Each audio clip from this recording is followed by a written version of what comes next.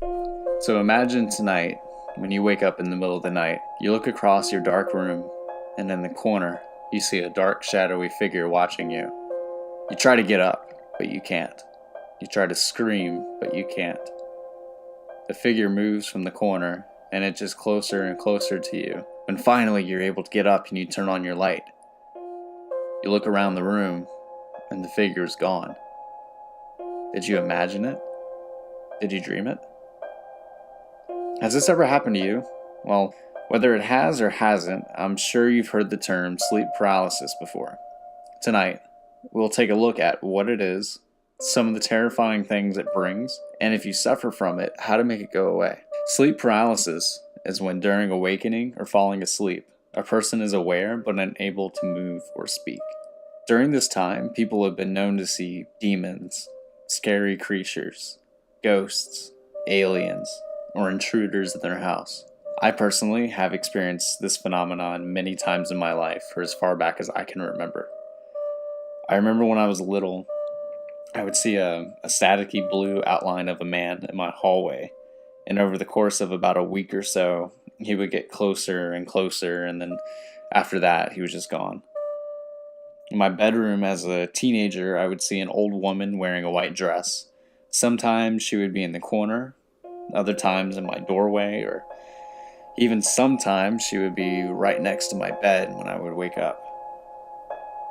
As I got older, these things that I would see became more and more intense. It came to the point to where I stopped seeing people and started to see giant spiders over my head, coming down towards me, and spiders crawling in my bed. Now, I'm not arachnophobic at all. I've never been scared of spiders, but that's what I would keep seeing. To this day, I still sometimes see spiders, just as I did as a teenager.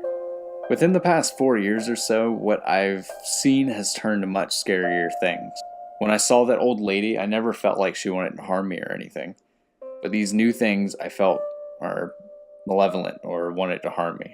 I have seen a tall, lanky man standing in the corner of my room.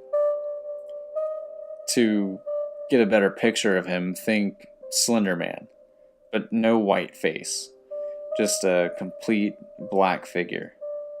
And as I try to focus on him, he slowly glides, almost levitates, over to my bed. As he reaches me, he vanishes, or if I'm quick enough to turn on the light, he's gone. Another man shows up in my closet. He just watches me.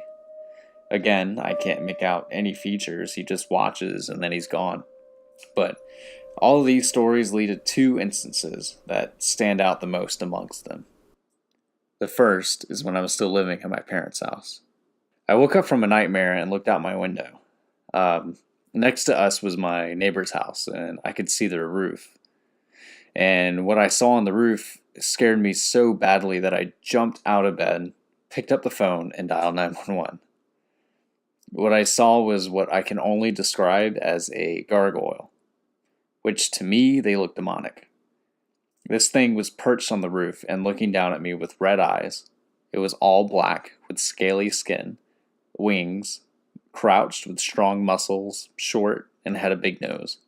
As the 911 operator answered and asked what was the emergency, I had a moment of clarity and thought to myself, no, you idiot, there's no way a little gargoyle is running around the neighborhood. I gave her some stupid reason like, I'm sorry, I didn't mean to call, and hung up. Luckily, nothing came out of it, no cop showed up or anything. The second thing that I saw still gives me chills today, and is the very reason why I close my bedroom door every single night. This happened within the past year. I was asleep in my bed with my girlfriend next to me, and I wake up for a brief second and look out into my hallway. I see a hand coming out of the bathroom and grabbing onto the wall. Then a face peers out of the bathroom and looks at me dead in the eye with a smile. It's so hard to describe because it had a horrifically distorted face. It wasn't staticky or a shadow, it was clear as day that someone else was in my house.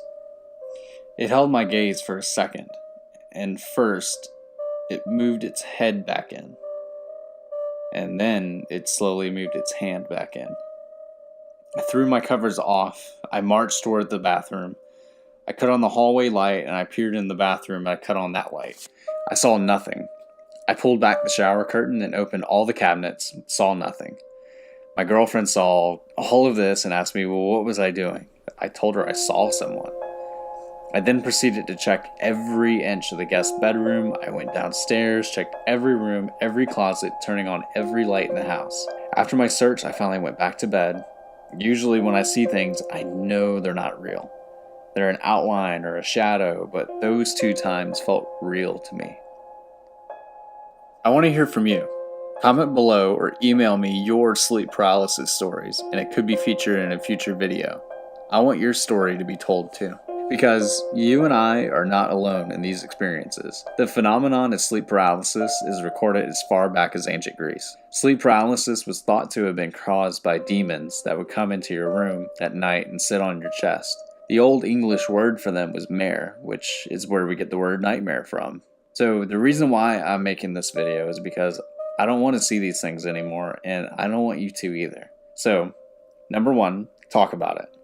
Talk about how ridiculous it is, first of all, so you can know that when it happens, it's not real. Now, whenever I see a shadowy figure, or a spider, or the walls melting, I tell myself that it's not real, and to blink a few times. Then it almost immediately goes away. Number 2, sleep hygiene. Take care of your sleep. Get into a sleep schedule so your body knows when it's time for bed. Don't go to bed scared or anxious. Do something beforehand that relaxes you into a deep sleep. So no cell phones or TV right before bed. Number 3, if you have a partner, have them help you. There's nothing better for me when my girlfriend sees that I'm freaking out or seeing something than to calmly and politely tell me to go back to sleep. She gives me a comforting feeling that I'm safe and is my anchor to reality that none of this is real. So communicate with whoever you sleep with to help you out. Number 4, and lastly, if none of those other steps are helping, then seek professional help. Find a psychiatrist or therapist that will listen to you and prescribe medication or other methods that will heal you from this terrible problem. If you don't, then this can lead to lack of sleep, stress, anxiety, and lack of sleep leads to a whole host of other medical problems that you just don't want. Sleep paralysis is terrifying. For the roughly 8% of the US population that is reported experiencing it regularly, and just as frightening is that statistically, if you haven't experienced this already, then you will at least once or twice in your lifetime.